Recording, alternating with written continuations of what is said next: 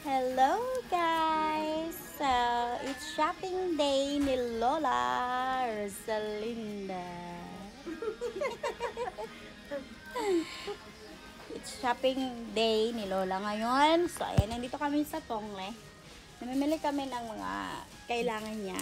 Gulay. Gulay, pampalakas ng tuhod.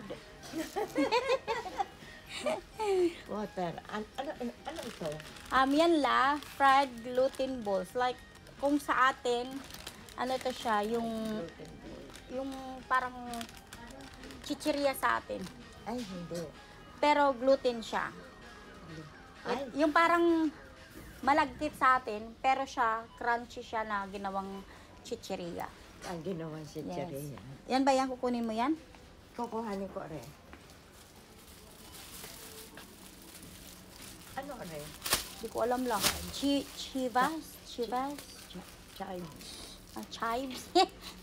Sige. Hindi alam basahin. Ba't tama? Yan. Iyan, nagtimaong bihon. $2 ang bihon. Iba naman yan la. Oo, hindi katulad dun Hindi sa kaya. akin. Ito kasi la, ano ko na to. Tested. Oh.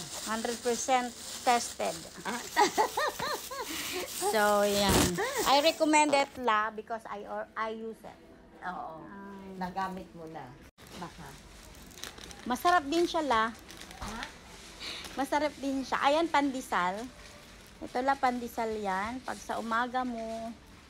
Tapos, meron din silang ano dito la. Ito, ensaymada. Ayan, ensaymada. Ano rin? Tapos, ito la, ano siya, hopya baboy. Nako. Baboy. Pandesal, ito, pandesal la. Ang pandesal nila is $3.69 with 12 pieces na. Oh, cheap.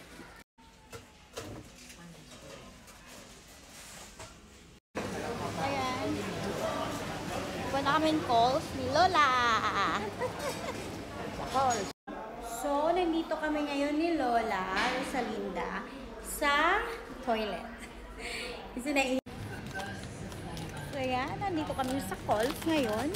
Kasi, meron gusto bilhin si Lola ng mga chips.